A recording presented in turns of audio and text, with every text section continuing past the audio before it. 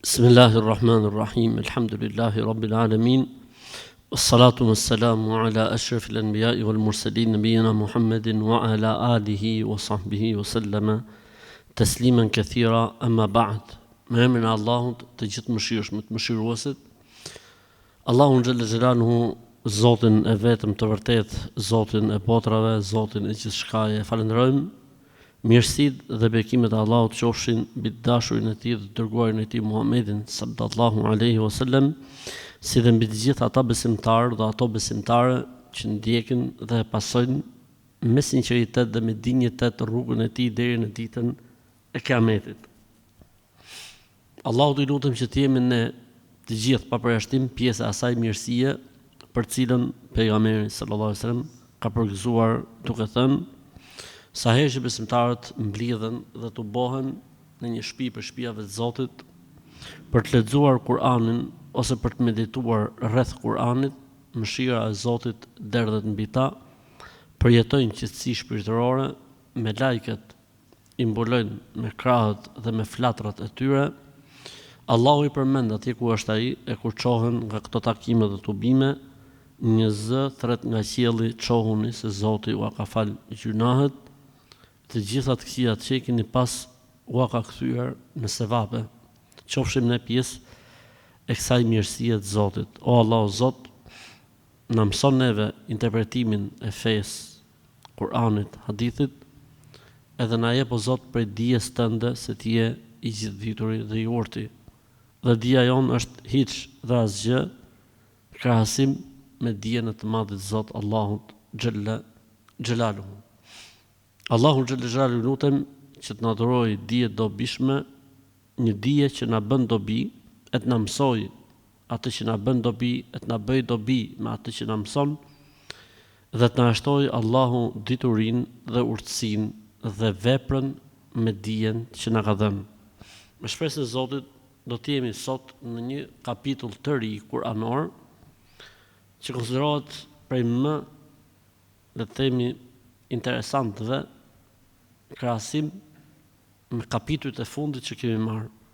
Pra ky kapitull, si më thënë, është lënda mbi të cilën zhvillohet gjithçka. Ke parasysh, po nuk është lënda se ekziston gjëja. Edhe ky kapitull është lënda e ekzistencës. Po mos ishte, s'do të kishte ekzistencë. Është koha, është jeta. Çfarëdo gjë që ndodh në jetë në kësaj bote është pikërisht ndërtuar mbi këtë substancë, le të themi kështu. Për këtë arsye ka rëndësi të veçantë. Dhe mënyra se si janë renditur surat e fundit është shumë interesante. Surat e fundit para surës Al-Asr, shumë interesante. Pra, vjen një sure që thot tronditja e madhe, sepse çdo gjë peshohet me grimc, atomi, si e mira dhe se çdo gjë do të shihet nga njeriu, qoftë e mira sado e vogël, qoftë e keqja sado e vogël. Pastaj vjen sura tjetër, kjo surën Zelzele. Pastaj vjen sura tjetër që thot jo vetëm çfarë ka bër, po edhe çfarë ka pas në zemër, edhe atë do ta shohë. Që është suratu Al-Adiyat. Pastaj vjen suratu Al-Qarya që thot këtë që do ta shohë, prej veprave të mira që ka bërë apo të këqija, qoftë dukshme në Zelzele, qoftë e mbrëmshme në Al-Adiyat, do të vihet në peshore. Do të vihet në peshore. E kujt i rënon peshorja e veprave të mira, e kujt i rënon peshorja e veprave të këqija. Kjo është surën Al-Qarya. Pastaj vjen suratu Tekathur për të treguar se njerëzit nga kjo e vërtet i huton angazhimi me çfarë? Për të mbledhur dhe për të pasur, për të mbledhur dhe për të pasur. I huton. Jo thjesht i angazhon, po i huton krejtësisht. Elhakum at-takathur. Do të thonë i ka hutuar krejtësisht. I ka angazhuar tërësisht.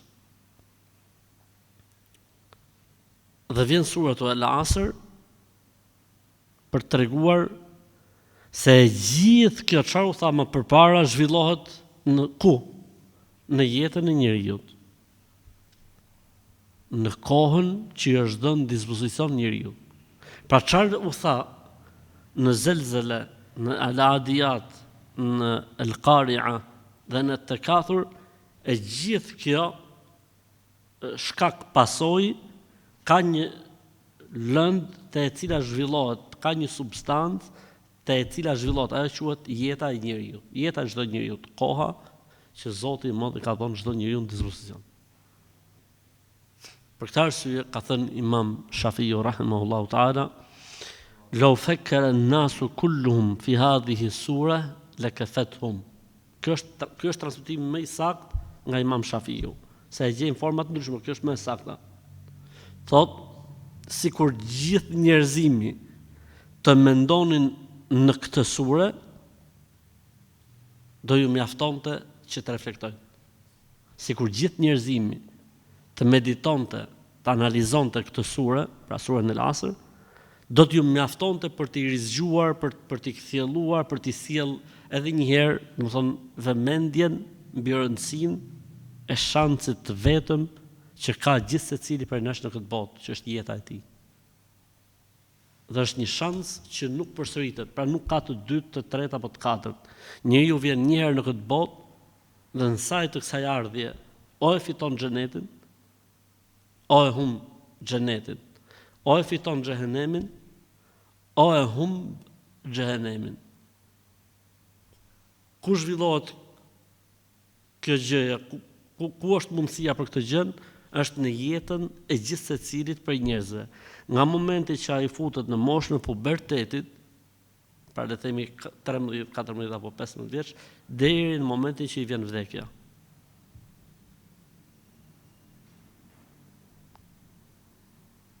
Pra, kjo është ajo gjëja tek e cila ngrihet gjithçka më pas.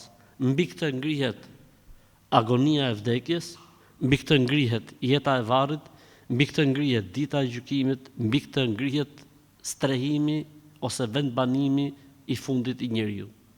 Mbi çfarë? Mbi kohën dhe jetën e gjithë secilit për njerëzve. Për këtë arsye, domethënë është studiuar, është komentuar, është folur shumë për surën El Asr, madje për gjërave interesante që gjejmë në transmetime është se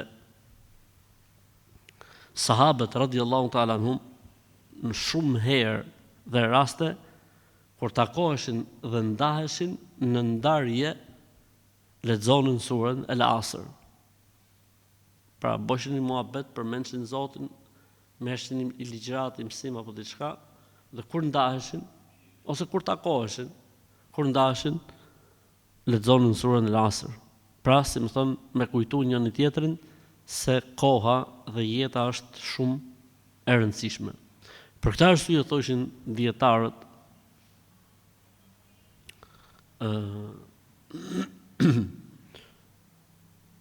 është gabim që të thuhet koha është si florini. Dhe është gabim që të thuhet koha është më e shtrenjtë se floriri. Se ari. Pse? Kanë thënë sepse nuk ka gjë që mund të barazohet me kohën. Përkundrazi, e drejta është që thuhet koha dhe jeta është kapitali i vërtet. Në saj të saj merr vlerë çdo gjë, edhe ari dhe argjendi dhe njeriu dhe çdo gjë në saj të kohës merr vlerë, se përndryshe çdo gjë tjetër është që mund të marrë vlerë ose mund të zhvlerësohet, ndërsa koha mbetet kapitali bazë. Në saj të saj njeriu mund të fitojë fitimin e përjetshëm dhe në bazë saj njeriu mund të humbjen e përjetshme. Për këtë arsye çdo lloj gjëje tjetër është e krahasueshme, është e përkohshme, është kalimtare përveç se kapitalit të kohës dhe kapitalit të jetës. Kjo suratu El Asr, është mekije, pra ka zbrit në Mekë, në pothuajse mendimin e të gjithë dietarëve të tefsirit. Pra ka zbrit në Mekë, ndërsa renditja e saj ka zbrit mbas surës El-Inshirah. El-Inshirah çfarë flet? Për lehtësimin, për qetësimin e gjoksit dhe të shpirtit, si mund të mbetet njeriu emri apo si mund të mos i mbetet, çfarë duhet bëj njeriu, si është përballë vështirësive, si vjen lehtësimi, nëse e mbyll një adhurim çfarë duhet bëj etj etj. Si e ka emrin suratu El-Inshirah, shqip, zgjerimi i shpirtit, i gjoksit, çlirimi i shpirtit. Dhe mas kësaj sure ka zbrit cila sure? Suratu El-Asr. Sikur po thot Zoti i Madh, nëse i jepet rëndësi jetës, kohës, ke për ta arrit. Ku mund zhvillohet çlirimi i shpirtit dhe gjë? Pikërisht në jetën e njeriu. Po si illa alladhina amanu wa amilu salihati wa tawasaw bil haqqi wa tawasaw bis sabr. Sa më i dedikuar të jetë njeriu në besimin e tij, në veprat e tij të mira, pra në përmirësimin e vetvetes, apo në përmirësimin e tjetrit, duke këshilluar dhe duke u treguar i durueshëm, aq më shumë do t'i japi Zoti qetësi, rehati, prehje, çlirim, inshirah. Aq më shumë do ta bëj Zoti të lumtur, e të qetë, e të begat në këtë botë dhe në botën tjetër. Dhe ka zbrit gjithashtu para surës El-Adiyat, pra si renditje kohore, mbas surës El-Inshirah dhe para surës El-Adiyat. Ndërsa në Kur'an është vendosur mbas surës të kathur, pra që tregon hutin, angazhimin e njeriu për asgjë në krahasim me atë që e pret në botën tjetër. Dhe vjen suratul Asr me tregu që koha ikën. Ti mund të utosh me shumë gjëra që duken të rëndësishme. Po problemi është se ty të ikën koha, nuk mund ta kthesh më mbrapsh. Prandaj i për rëndësi kohës për të bërë vepra të mira, për të besuar sa më shumë, për të këshilluar sa më shumë dhe për të qenë i durueshëm. Dhe është vendosur para surës në Kur'an, para surës El-Humazah. Si më thënë, gjëja që më shumë të njerëzit e humbin kohën është dëshira e tyre për të mbledhur paran, pasurim, dhe angazhimi me të tjerët. Dy janë arsyet kryesore që humb jeta e njeriu. Ose hutimi mas mbledhjes paras, ma lahu akhlada. Kujton se paraja do ta bëj të përjetshëm, kujton se me para do zgjidhë gjithçka. Për këtë arsye ka probleme me namazin e sabahut, për këtë arsye ka probleme me xhuman, për këtë arsye ka probleme me haramin, për këtë arsye e mbyll nga një sy apo dy syt se si i vjen paraja. Dhe angazhimi me tjetrin. Pra mos marrja me veten angazhimin me tjerët. Wailul likulli humazatin lumaza.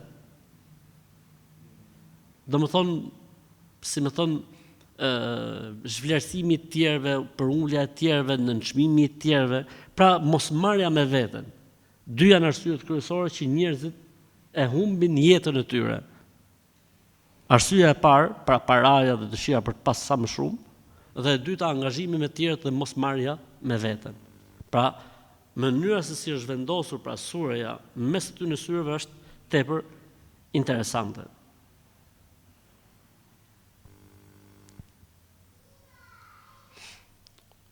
A ka ndonjë arsye për cilën ka zbritur kjo sure? Nuk ekziston as ndonjë transmetim i saktë që tregojë se ka ndodhur diçka dhe ka zbritur kjo sure, pra nuk ka një arsye për cilën ka zbritur. Cila është vlera e kësaj sureje? A ka ndonjë vlerë të veçantë kjo sure në krahasim me suret e tjera? Se siç e dim, herë mbas here në Kur'an gjejmë suret të cilat vlerësohen diçka më shumë se sa suret e tjera ose ajete që kanë një vlerë plus ndaj ajeteve të tjera. Nuk ka ndonjë transmetim special të veçantë përveç hadithit që thotë e Zoti më ka dalluar me surat e shkurtra Zoti më ka dalluar me surat ajet shkurtra, më fal. Allahu më ka dalluar me surat ajet shkurtra. Cilat janë surat ajet shkurtra? Nga suratu Kaf deri në fund të Kuranit. Pra pejgamberi alayhis salam i është dhënë shpallja Kurani i ngjashëm me gjithë librat qiellor. Fillimi i Kuranit ngjason me Teuratin. Pjesa tjetër e Kuranit ngjason me Ungjillin. Pjesa tjetër e Kuranit ngjason me Zeburin. Ndërsa e veçanta metodik shpallje që s'është përsërit më herët është surat ajet shkurtra, pra nga suratu Kaf e deri në fund Kur'an. Pra vetëm kjo është ajo domethënë që mund ta dalloj le të themi këtë surë dhe rëndësia që i kanë bazdonë sahabët radhiyallahu ta'ala anhum si një sure, si një kapitull pra përkujtues për arsyen se përse jetojmë.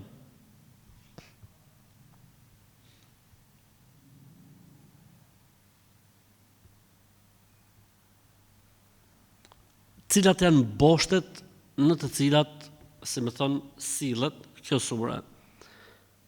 Boshtet në të cilat sillet kjo sure janë 4 kryesore. E para, rëndësia që i madhi Zot, Allahu xhallal xhelaluhu i ka kushtuar kohës në përgjithësi dhe jetës në veçanti. Boshti i dytë, mbi cilin, si më thon, sillet kjo sure është se njeriu, domethënë, pa udhëzim, pa dritë, pa iman dhe pa besim, s'ka shpëtim. Boshti i tretë, përmirësimi i vetvetes, dhe boshti i katërt, përmirësimi i shoqërisë. Pra këto janë 4 boshtet në të cilat sillet kjo sure. Koha dhe jeta, njeriu pa udhëzim është gjallës, s'ka lidhje me asgjë, i marum, dhe boshti i tretë, feja erdhi për përmirësimin e vetvetes në radhë të parë, dhe boshti i katërt, feja erdhi për udhëzimin dhe rregullimin e shoqërisë në të cilën ne jetojmë.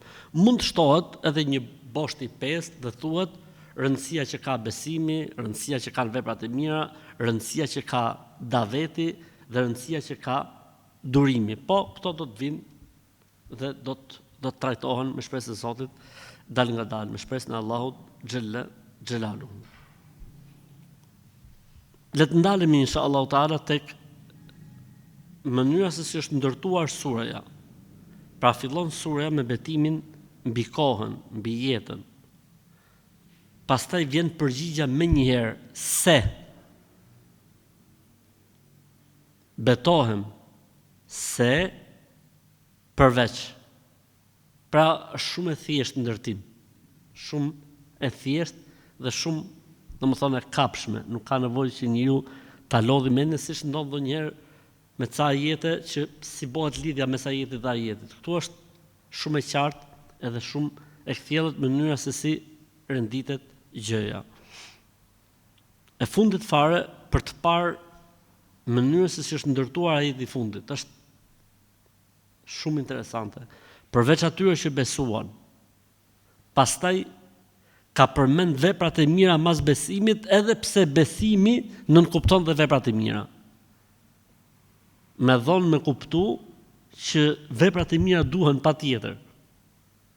Se kur themi ne përveç atyre që besuan, çdo thot fjala besuan, me zemër, me gojë dhe bën vepra. E ka riforcuar edhe një herë dhe tha përveç atyre që besuan dhe bën vepra të mira. Pra nuk mjafton thjesht ai besimi që mund të mendoj dikush unë besoj, nuk mjafton po nuk u vërtetua nga veprat. A do të ishte kjo e mjaftueshme? Pra nëse njeriu do të besonte dhe do të bënte vepra të mira dhe mos të merrej me 2 të fundit, kjo do të ishte e mjaftueshme që njeriu të shpëtojë. Por jo shpëtimin e plot, jo kënaqësinë e plot, jo lumturinë e plot.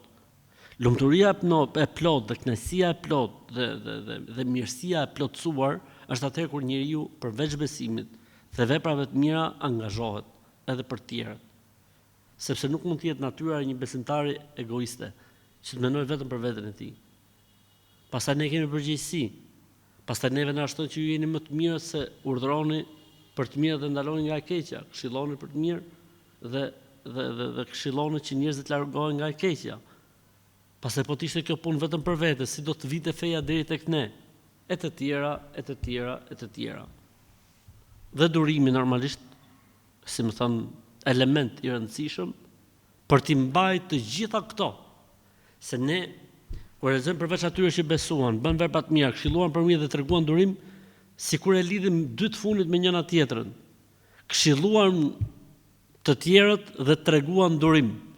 Faktikisht, për durim ka nevojë besimi, për durim kanë nevojë veprat e mira, për durim ka nevojë me humor me njerëzit dhe për durim ka nevojë me pasdurim. Durimi është element i domosdoshëm njësoj si hekurin gjak. Kështu është edhe elementi i durimit për besimin. Me të mbahet gjithçka dhe mbi të ndërtohet gjithçka siç do të vi inshallah taala kur të bëjmë analizën me shpresën e të Madhit Zot. Alo.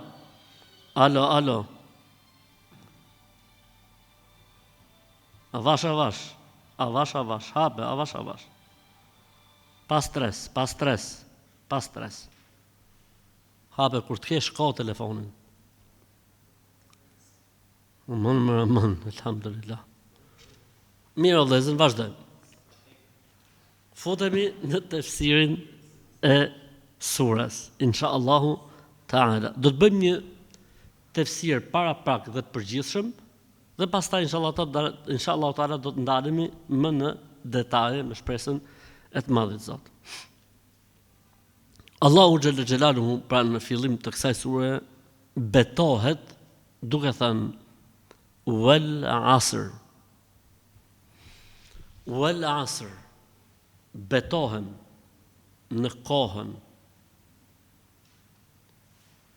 betohem në jetën, mund përkthehet. Do të shohim në çfarë kuptimi merr fjala al-asr, inshallah taala, dhe të bëjmë lidhjen. Ky betim i të Madhit Zot në kohën al-asr është në të gjitha leximet pothuajse. Ka dhe lexim tjetër, formë tjetër leximi, por kjo është më e njohur. 10 leximet e Kuranit nga 14 mutawatire që janë, në 10 leximet e njohura është në këtë formë, al-asr. Pra Allahu xhalla xhelaluhu thot wal asr. Cili është kuptimi i fjalës al-asr? Le të shohim interpretimet, janë gjithsej 6 interpretime për fjalën al-asr. Interpretimi i parë dhe ai më i njohuri është koha. Pra betohem në kohën, si më thot Zoti, pasha kohën. E kur Allahu betohet në diçka, do thotë se kjo gjë është shumë e rëndësishme për të marrë në konsiderat. Sepse nuk betohet Zoti në diçka vetëm se ka në të diçka që duhet me e menu, duhet me e pa, duhet me analizu, se ka diçka të veçantë dhe ka një mesazh shumë të madh përderisa Allahu betohet në të. Normalisht Allahu betohet në çdo doj ai, e neve nuk na lejohet betohemi vetëm se në të. Po pse Zoti të lejohet dhe neve jo? La yus'alu amma yaf'aluhum yus'alun. Zoti nuk pyetet. Ne do të pyetemi. Allahu nuk pyetet, ne do të pyetemi.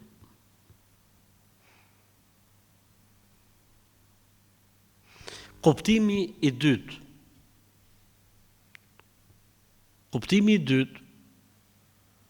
është ad-dahr. Ad-dahr është njësoj si me thonë koha prap, po me i kuptim tjetër. Më thonë arabisht i thonë kohës al-asr, po i thonë edhe ad-dahr. Wa ma yuhlikuna illa ad-dahr. Nuk na tret vetëm se koha. Ateistët e kanë pas përdor shumë këtë termin e dahr. Për këtë arsye tha Zoti, hal ata'ala al-insani hinun min ad-dahri lam yakun shay'an madhkura. pa të ardhur ose pa të kaluar një kohë gjatë që njeriu s'ishte askush, asgjë. Pastaj Zoti e krijoi. Kurse El Asr thonë që është më përfshirëse si term se sa termi e deher. Dhe komentimi me deher është bërë nga disa sahabe radiallahu ta'ala anhum. Kuptimi i tretë është el-lejl wan-nahar, dita dhe nata. Pra betohem në ditën dhe në natën, pra se koha nga çfarë përbëhet, nga dita dhe nata. Si më thon koment, si më thon tefsir me përbërësit. Betohem në natën edhe në ditën. Ky është komenti i tretë. Është mbështet ky koment i tretë në një hadith ku pejgamberi sa ka thënë: "Men sallal asraini dakhala al-janna." Kush i fal dy asrat do të futet në xhenet. Domethënë ka asr kanë thonë namazi i ikindis dhe asr namazi i sabahut. Pra ky është parapritës i natës, ky është përcjellësi i natës, më thënë. Pra ikindia ose ikindia përcjellësi i ditës, ndërsa sabahu përcjellësi i natës. Kemi një koment tjetër që është namazi i ikindis. Pra betohet Allahu xhallal xhelalu namazin e ikindis. Ky është një nga komentet. Argumenti që thot sepse el-asr i përfshin.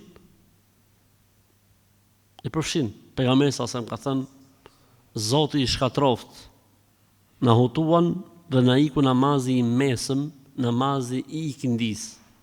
Hadithi është i saktë. Pa ka për qëllim ajeti pikërisht namazin e ikindis apo jo? Ka hapësirë. Pra betohet Zoti namazin e ikindis, siç thot pejgamberi sa kur ti ikën ikindia pa fal, është më rënd se sa të kishte humb, të ishte bërë shkak për humbjen e gjithë pasurisë ti dhe gjithë familjes ti. Po namazet e tjera, edhe namazet e tjera njësoj, po është përmend ikindia se është namazi më i vështirë, pra me kuptimin që është koha rahatis, koha qetësisë, koha që njerëzit mbarojnë punën, mbyllin tregtinë, mbyllin biznesin, në përgjithësi, është koha angazhimi. Thot, prej kuptimeve, nuk e di i katërti apo i pesti, thot është koha e mazditës. Betohet Allahu në kohën e mazditës, pra jo në kohën dhe në jetën, po betohet në kohën e mazditës, siç është betuar për shembull në kohën e agimit, siç është betuar në kohën e paraditës, siç është betuar në ditën, siç është betuar në natën në Kur'an Zoti. Këtu thotë është betuar në kohën e mazditës. Po pse pikërisht kohën e mazditës? Thotë se aty varet gjithë dita. Mënyra se si e mbyll njeriu ditën, do thotë e vulos të kaluarën e ditës së tij. Pra mënyra se si e mbyll njeriu ditën e tij, bëhet fjalë ose ndikon kjo në të gjithë çfarë ka kaluar në ditën e tij dhe në bazë të saj ndërtohet nata e njeriu. Prandaj thonë është e rëndësishme.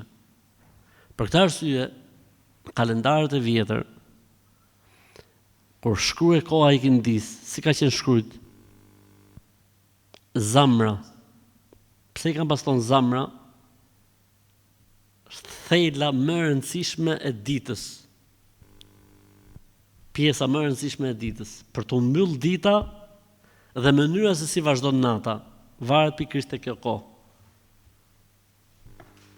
Interesante pra. Prej komenteve që kanë ardhur në raport me el-asr është koha në të cilën është dërguar në këtë botë Muhamedi sallallahu alaihi wasallam. Pra koha në të cilën është dërguar pejgamberi sallallahu alaihi wasallam, krahasim me të gjithë profetët më përpara, në krahasim me jetën e kësaj bote është si ikindia deri në akşam. Dhe është mbështet kjo në një hadith. Ka thënë pejgamberi sallallahu alajhi wasallam, shembulli im dhe shembulli i pejgamberëve përpara meje është si njëri i cili ka punuar gjysmën e ditës ose 3 çerek të ditës dhe një tjetër që ka punuar nga ikindia deri në akşam. Dhe kjo koha nga ikindia deri në akşam është koha e pejgamberit sallallahu alaihi wasallam. Koha e pejgamberit sallallahu alaihi wasallam. Dikush ka thënë ndër komentimet, thot bëhet fjalë për fundin e jetës së njeriu. Sepse mbi të vlerësohet e kaluara e tij dhe mbi të ndërtohet bota e tij e ardhshme. Pjesa tjetër e botës së ardhshme. Të gjitha këto komente mund të kenë, le të themi, ngjyrë nga e drejta dhe e vërteta, por komenti më i saktë është që thuhet koha. Koha.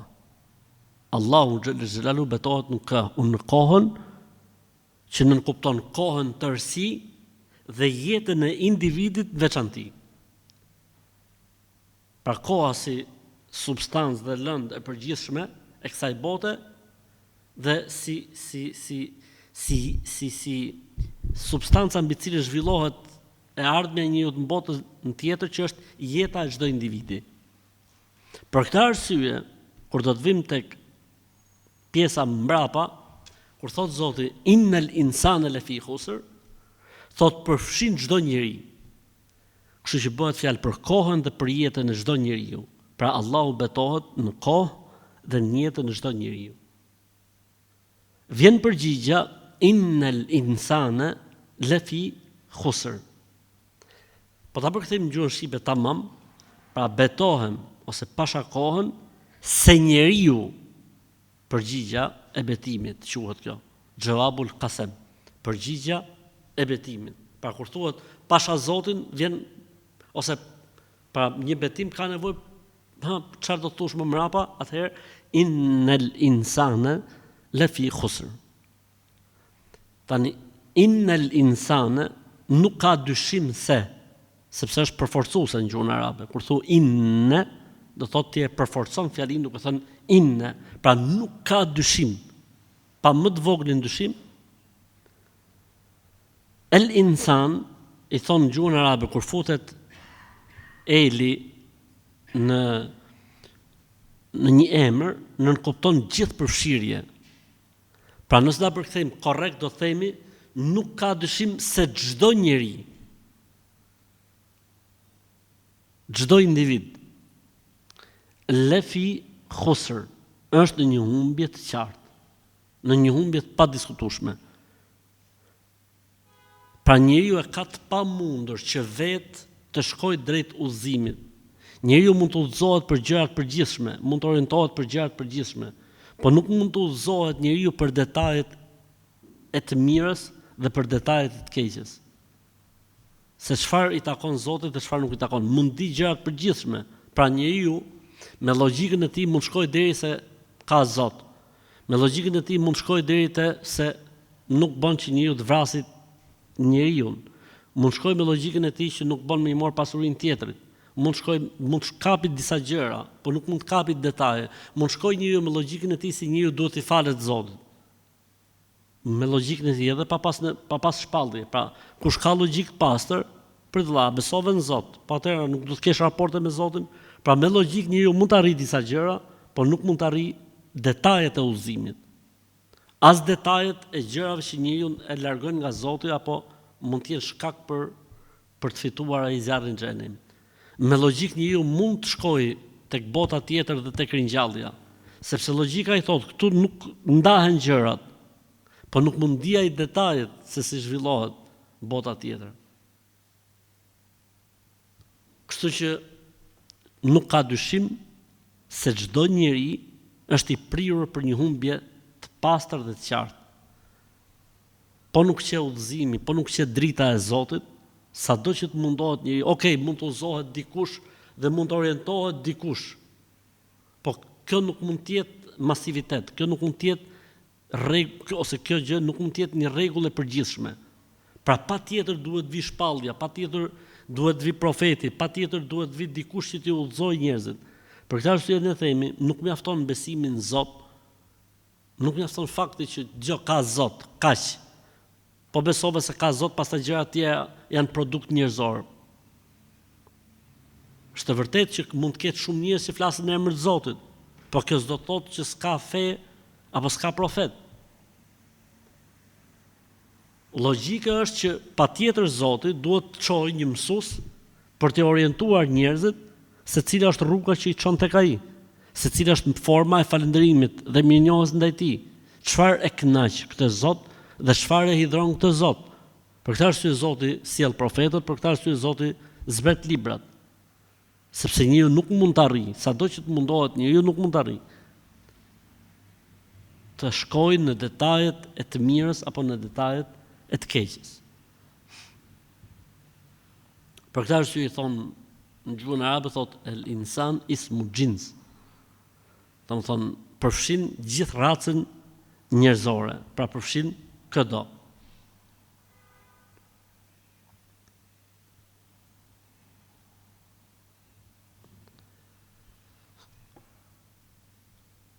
El insan, njeriu është quajtur me këtë emër, el insan, kanë thënë për dy arsye.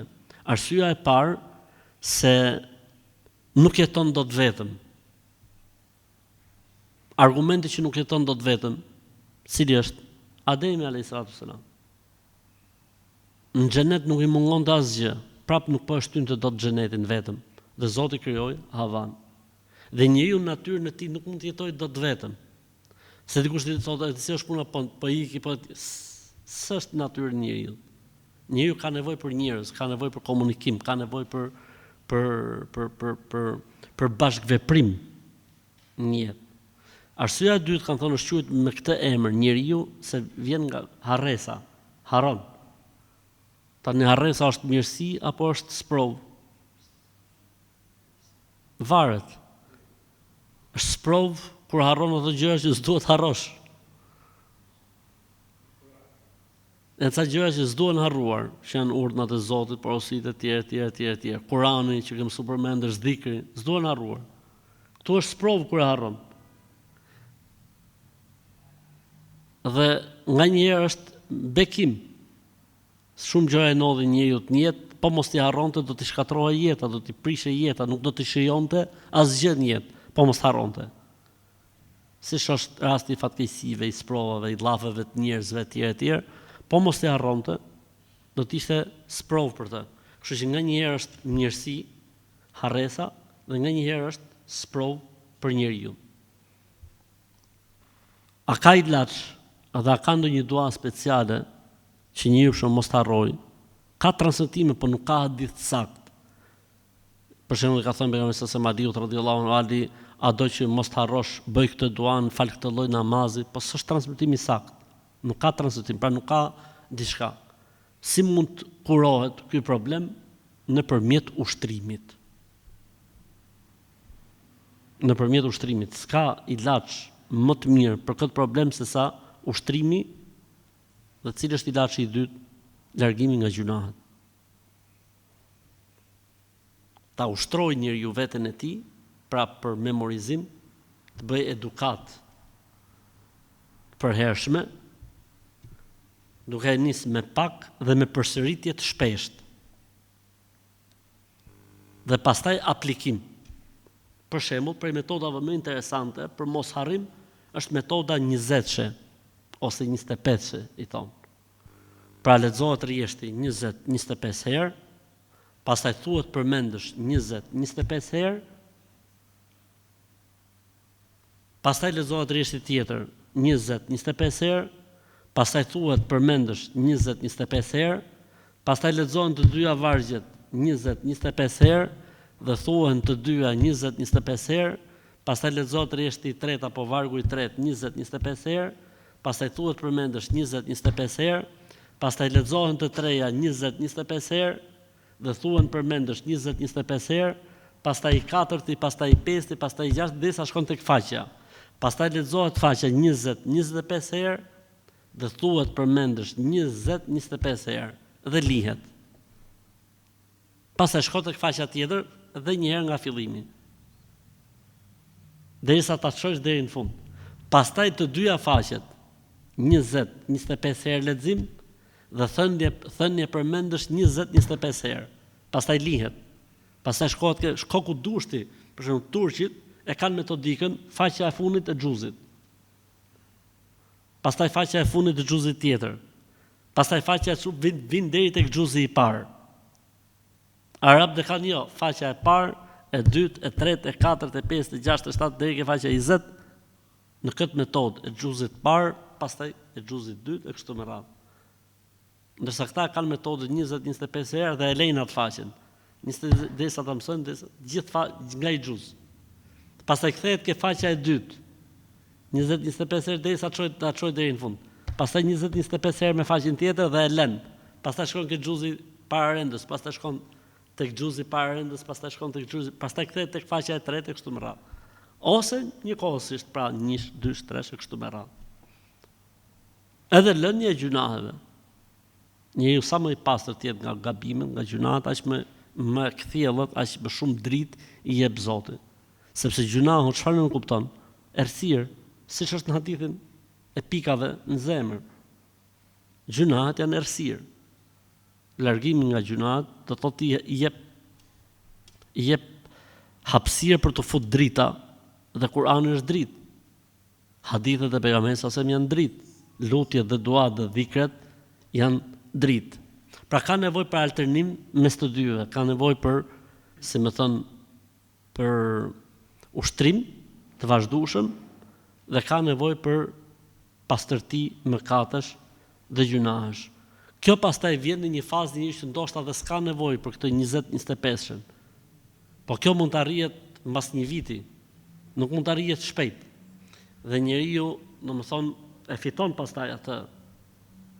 Nuk është problem, i bëhet normale, që diu në rast për shembull që mëson 10 faqe në ditë, s'ka asnjë problemi. Dhe mund të përsërisi 4 xhuze njëkohësisht. Pra 10 faqe që kam mësuar sot, edhe 4 xhuze e kaluara për shembull, ose 5 xhuze të kaluara. Por kjo ka nevojë për, si më thën, për veprim sistematik. Kjo nuk ndodh po ta bësh i ditë, 2 ditë apo i muaj me zell dhe pastaj të ulesh automatët. Kjo duhet bërë sistematikisht të paktën një vit, pastaj s'ka gjë që ndalon njeriu, domethënë i lehtësohet çdo gjë.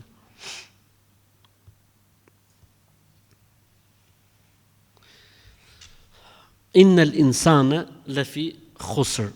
Nuk ka dyshim se njeriu, pra çdo njeri, është një humbje të qartë. Për çfarë humbje bëhet fjalë këtu? Humbja e qartë bëhet fjalë për humbjen në botën tjetër. Se këtu punët mund të ketë mirë, këtu punët mund të jetë më i suksesshme në këtë botë. Po nuk është përcaktuesi i fitores apo i humbjes jeta e kësaj bote. Nuk është përcaktuesi jeta e kësaj bote. Kanë thënë dietarët që mund të jetë këtu humbja edhe në këtë botë, po humbja shpirtënore e njeriu, humbja e brendshme e njeriu. Çdo njeri po nuk u udhëzua, brenda tij është i shembur.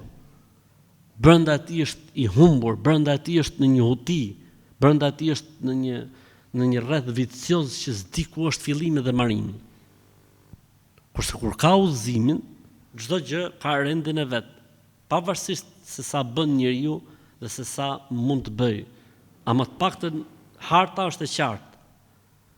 Kurse kur njeriu nuk ka udhëzimin, edhe në këtë botë, mrena vetes tij, mrena shpirtit tij, nuk ka gjë që, si më thon, e kthjellon. Për këtë arsye, për shumë nga këta njerëz, jeta nuk ka asnjë lloj kuptimi. Për shumë nga këta njerëz mundohen që të arrijnë lumturinë nëpërmjet çdo lloj kënaqësie që është dëgjuar ndonjëherë. Siç është rasti i Epsteinit, që është rasti më i çuditshëm. Pra njerëzit më të kamur të botës kanë menduar se ndoshta lumturia është pikërisht në këto sjellje kafshërore. Nuk e arritën, as kanë për të arrit, po njeriu kur nuk ka dritën e Zotit, dhe kur nuk ka udhëzimin, kur nuk ka Islamin, pritet prej tij çdo gjë. Dhe unë për veten time nuk më vjen habi fare kur ngjej gjëra të tilla, sepse e di që njëri që s'ka dritën e Zotit, që udhëzon, që ndriçon, ai do të përplaset, do të mundohet çdo lloj vezëllimi për t'u kapur me të, duke menduar se mund të jetë lumturi, ndriçim apo dritë. S'ka rehati shpirti i njeriut, po nuk u lidh me Zotin ashtu siç duhet nëpërmjet Islamit. Nuk mund gjej rehati, nuk mund gjej prejje. Edhe nëse ecin punët mbar, edhe nëse ka para, edhe nëse është dikush i njetë, s'ka më shpirti nuk është i qetë. Ai mendon faktin që në fund fare do vdesi. Ai mendon faktin që asgjë s'do të gëzojë se do të vdesi dhe nuk dihet se kur vdes. Problemi tjetër më i madh që kanë këta njerëz.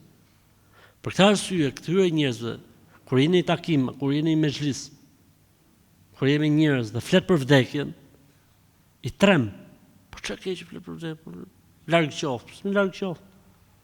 Larg qoftë, afër qoftë, ka për të ndonjë. Po pse flet? Më duket se më ka lujt çuni mensh, po pse rritu fol për vdekjen? Po të flasim për vdekjen sa keni lujt ju mensh që keni harru se do vdisni.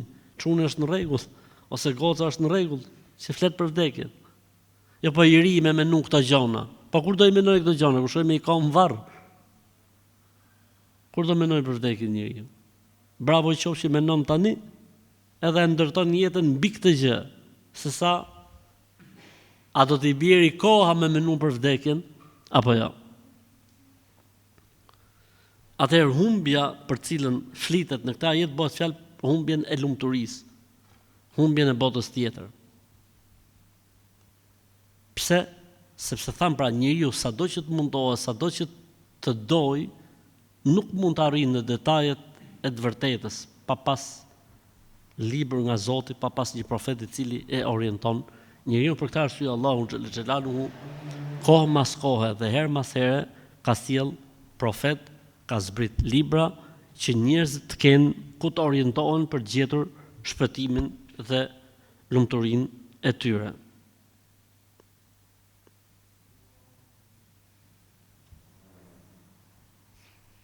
Tregohet për gjërave interesante, thot njëri për burrave të moshëm, më së miri e kam kuptuar, gjoj këtë, më së miri e kam kuptuar surën e Asr nga shitësi i akullit. Më së miri e kam kuptuar surën e Asr nga shitësi i akullit. Thot shitësi i akullit, të shit akull në treg, thoshte, irhamu men yadhubu ra'su malihi, më shironi kujt po i tretet kapitali. Shitësi i akullit, çfarë ka për kapital? Akullin, akulli po i tret. Po u tret, s'ka vlerë më puna e ti. Thot, e kuptova mirë, thot, surën e Asr nga shitësi i akullit, i cili thoshte, se thon bleni se po më tretet kapitali, po më zhduket kapitali i ti ishte akulli. Thot, kështu është edhe jeta për njeriu. Kështu është edhe jeta për njeriu. Po iku, është si puna akullit, u tret, se kap mo, nuk ke ku ta kapësh mo, iku. Përveç se nëse njeriu pendohet, po u pendu është muhabet tjetër.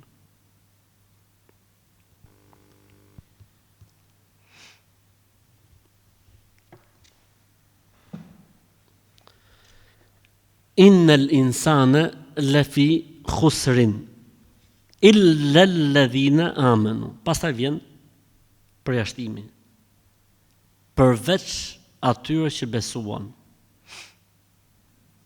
Wa amilu salihati, bën vepra të mira, o të wasau bil haq, këshilluan për mirë, o të wasau bis sabr.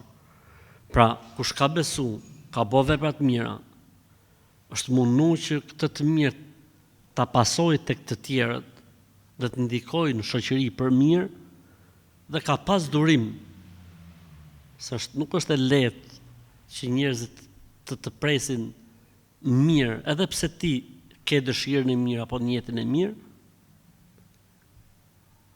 Kjo kategori njerëzish nuk ka lidhje me humbjen. Imam Ibn al-Qayyim rahimahullahu taala thotë, dhe sa të arri njeriu prej këtyre 4 pikave në këtë botë, aq do të arri prej lumturisë këtu dhe fitores në botën tjetër. Pra sa më shumë të realizojë njeriu nga besimi, nga veprat e mira, nga këshillimi dhe durimi, aq më shumë do të jetë i fituar, i lumtur në këtë botë dhe i fituar në botën tjetër. Dhe secila prej këtyre sa mangësohet ose paksohet, aq i humb njeriu lumturia në këtë botë dhe fitoria në botën tjetër.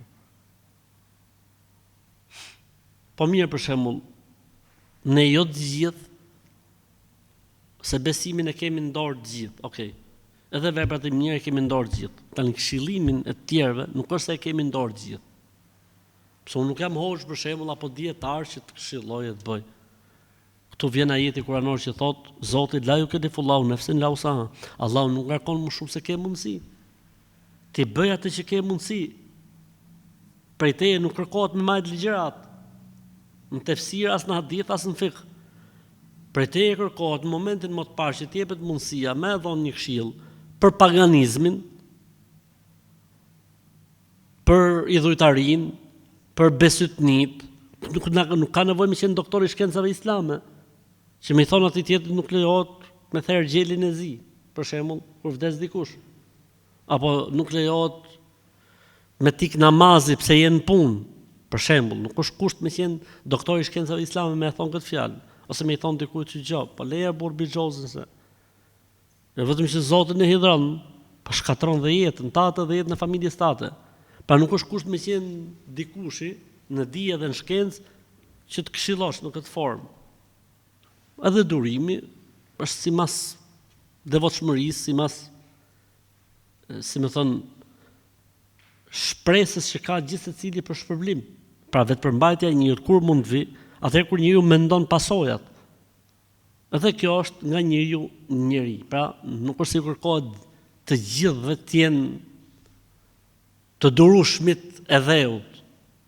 Po gjithë secili duhet duroj në sajt asaj dije që ka, në sajt ati besimi që ka, siç do të vi inshallah taala më vonë kur do të flasim, se më thon për çfarë janë ose çfarë ndihmon njeriu për të pas durim dhe çfarë, si më thon, e largon njeriu nga durimi inshallah taala kur vi momenti. Njeriu mund të humbi për 4 arsye. Humbje të plot ose humbje të pjesshme. Humbja e plot është atëherë kur njeriu i mungon besimi me veprat e mira, me këshillimin dhe me durimin. Këtu ka humb gjitha. Dhe humbja e pjesshme e njeriu është kur ka besimin po s'ka këto të tjerat. Kur ka besimin dhe veprat e mira po s'ka këto të tjerat, kur ka besimin dhe veprat e mira po është tip që këshillon po s'ka durim, e kështu me radhë. Pra edhe, si më thënë, lumturia dhe fitoria, po edhe humbja dhe dëshpërimi janë të lidhura me këto të katërta.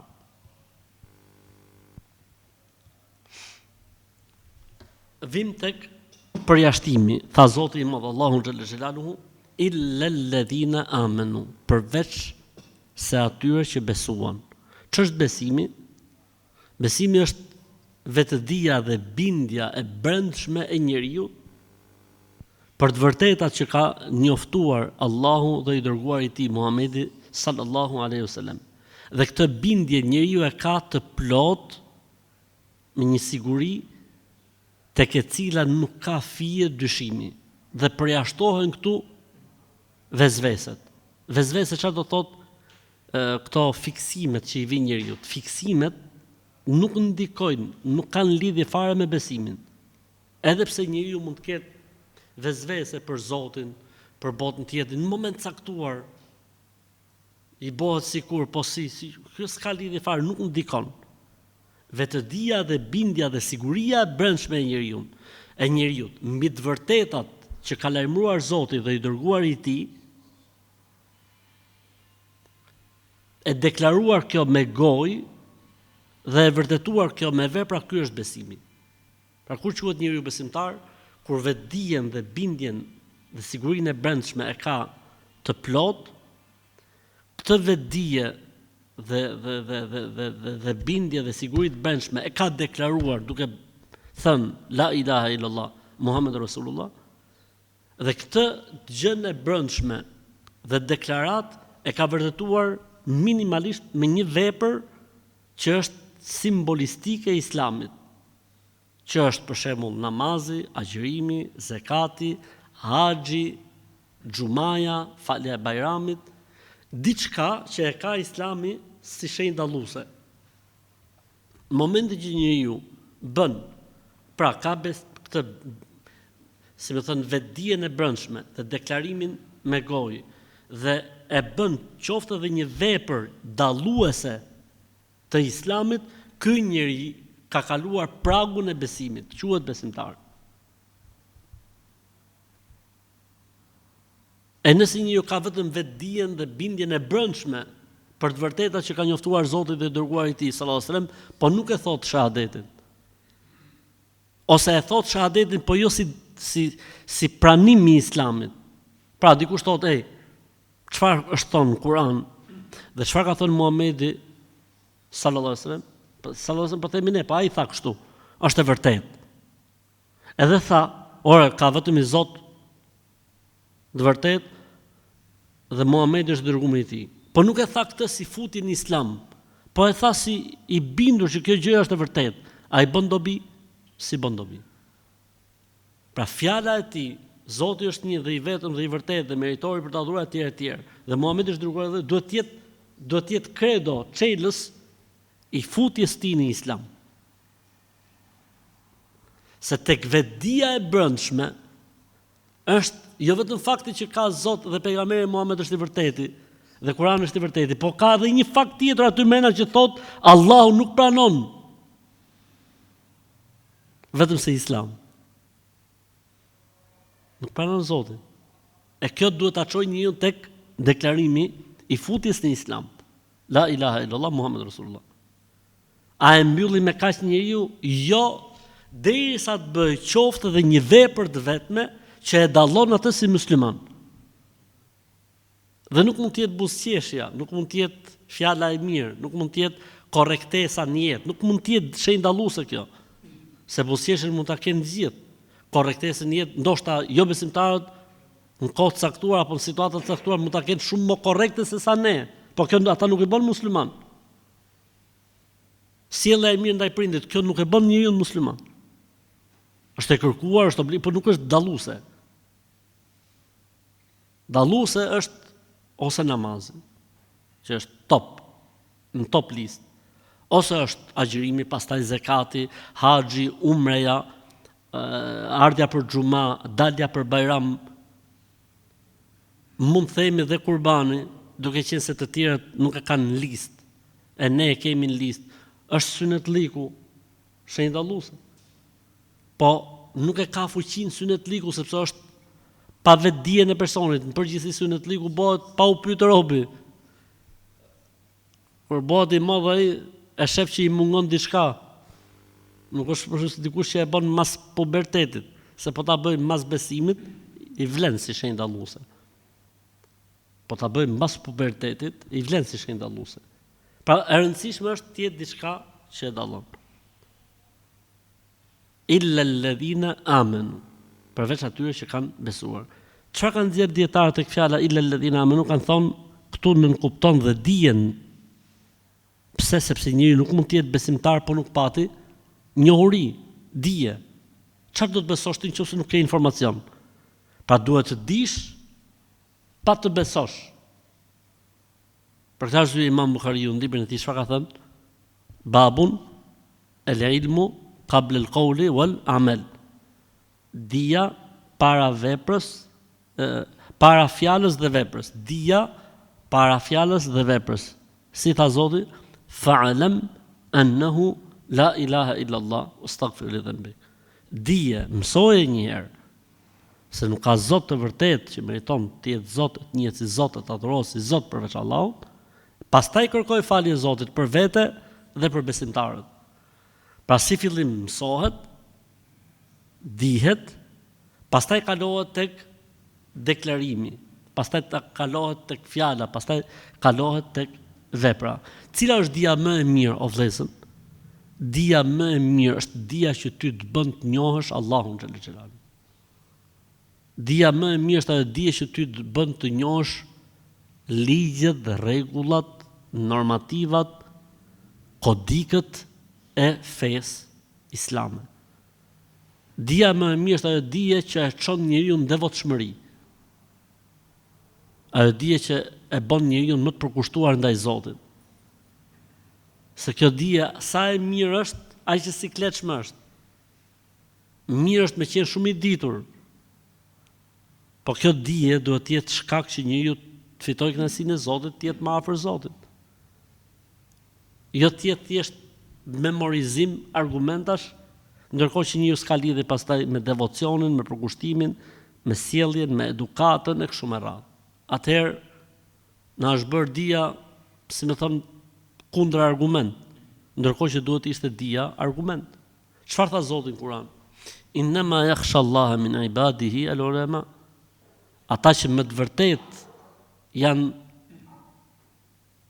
më të ndjeshëm ndaj Zotit, më të përkushtuar, më të ndrojtur, njerëzit e ditur. Pra që do të thot, informacioni dhe dia duhet ta çojë njeriu në ndrojë, në kujdes, në maturi, në dashuri. Kjo është dia e vërtet. Illa alladhina amanu, përveç atyre që besuan, domethënë mësuan ditën, këtë pastaj e absorbun në vetdijen e tyre të brendshme si një e vërtet e pa diskutueshme, dhe pastaj kaluan tek amilus salihati dhe bën vepra të mira. Thash fjala këtu, unë përmenda pak edhe në fillim, amilus salihati, pra veprat e mira, është si një përsëritje e të parës, sepse njeriu nuk mund të jetë besimtar pos pati dhe vepër. Po, si më thon, aq e rëndësishme është vepra e mirë në mbajtjen e besimit, në stabilitetin e imanit, sa që është përmend për herë dytë, ose është përmend si plotësuese, ose është përmend si interpretuese, përveç atyre që besuan dhe bën vepra të mira. Këtu mbyllet kapitulli i individit. Pra nëse njeriu ka besu dhe këtë besim e ka përkthyer në vepra të mira, këtu e ka mbyll kapitullin personal.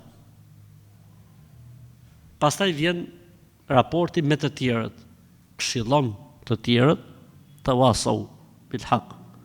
Pra këtë të vërtet e shpërndajnë tek të tjerët. O të wasau bis sabr, dhe tregohen të durueshëm. Gjitha këto inshallah taala do të ndalemi me shpresën e Zotit javën e ardhshme për të futur më shumë në detajet të këtyre 4 pikave inshallah taala, dhe se si njeriu, domethënë, si më thon, mund të jetë më durimtar, më i durueshëm, cilat janë ato gjëra që e ndihmojnë njeriu për të pas sabër edhe durim, dhe çfarë lidhje ka sabri dhe durimi me të gjitha këto që tham, sepse ti je besimtar, ka nevojë për sabër, ti je vepër mirë, ka nevojë për sabër, ti je këshillues dhe orientues, ka nevojë për sabër, dhe ti je sabërli, ka nevojë për sabër prap. Se s'mund të jesh i durueshëm pas pa të durim. Do të me pas durim që me qenë i durueshëm. Siç e thot Zoti në Kur'an, ilaçin e këtij muhabeti, thot fasbir fema sabruka illa billah. Duro, e durimi jo të jetë për hatër të Zotit. Ky është ilaçi i durimit. Nëse do me qenë durimtar, menoje këtë për Allahun xhallahu. E Zoti ta e forcën për të qenë i durshëm. Çdo thot durim, minuta e fundit. Çdo thot fjala durim, përveç kuptimit të bukur që kanë gjuhën shqipe, saqë me të quajnë edhe djemt. Durim ose goca durime. Durimi është vetë përmbajtje. Vetë përmbajtje. Dhe vetë përmbajtja ka nevojë për dy gjona. Ka nevojë për energji dhe ka nevojë për dritë. Për energji dhe për dritë. Vetë përmbajtja o vlezën, e thonë gjuhën popullore, është me majt frenat. A mund të majsh frena nëse nuk ke një forcë dhe një energji, nuk mund t'i mbajsh. Apo jo? E kjo forcë dhe energji vjen prej besimit. Sa më i madh tjetë besimi i njeriut, aq më i madh është durimi i tij. Sa më i madh tjetë besimi i njeriut, aq më i madh është durimi i tij. Për këtë arsye ka thënë pejgamberi sallallahu alajhi wasallam në hadithin e saktë, "Was-sabru dhiya." Durimi është dhiya. Çfarë do thotë dhiya? Energji dhe dritë. Pra duhet një energji shumë e madhe për ta marrë njeriu nga dëshira e tij mos me adhuru, po me çu në adhurim. Nga dëshira e tij për të bëjë gjunahe që mos bëjë gjunahe. Nga dëshira e tij për të shpreh dhe për të anku dhe për të rebelu, por i non diçka që është jashtë asaj që ka prit, fatkeqësi, smundje etj. Për të qenë vetë përmbajtur. E gjitha kjo ka nevojë për çfarë? Për energji të jashtëzakonshme. Për këtë arsye ka thënë pejgamberi sallallahu alajhi wasallam durimin dhiya, energji me dritë. Sa më i madh të jetë njeriu në veprat e tij, në punën e tij, në imanin e tij, për këtë arsye për ta mbyllur, se s'du të zgjatem. Sa të vështirë ka një njeri për ta lënë një haram, qoftë është me imanin e tij dobët. Shumë vështirë ka. Dhe sa të lehtë ka një njeri që është me imanin e tij të fortë për ta lënë një gjë që është haram. Po çfarë nuk i bën përshtypje. Ky tjetri duhet ta mori me përshkallëzim me një sot, 2 nesër, 3 pas nesër, derisa ta lejë për shkak. Kurse ky që është me iman shumë mirë pa mendan, i ke pati shumë njerëz kur futen në Islam i lejnë të gjitha. Tak tak tak tak tak tak tak tak hec. Pse se është imani në kulmin e vet, për këtë arsye dhe vetë përmbajtja dhe fuqia e tij për të vetë përmbajtur është shumë më e madhe. Çfarë duhet bëj thotë? O vëlla duhet bëj një orë thotë mi thuj të gjitha, s'ka problem, s'ka problem. Sepse imani i tij është në kulmin e tij dhe durimi i tij njëkohësisht është në kulmin e tij, por kjo nuk do të thotë që ne ti sprovojmë njerëzit me imanin e tyre fillestar, sepse jo çdo njeri, domethënë, mund të arrijë në këtë shkallë, për këtë arsye vjen feja me përshkallëzim. Dhe Islami ka ardhur me përshkallëzim dhe njerëzit nuk sprovohen me listim urdhëresash apo ndalesash në fillim të Islamit të tyre. Po unë e përmenda si shembull. Mirë, inshallah, mjaftohemi me kaq inshallah. Subhanakallahumma wa bihamdika nashhadu an la ilaha illa anta astaghfiruka wa atubu ilaik.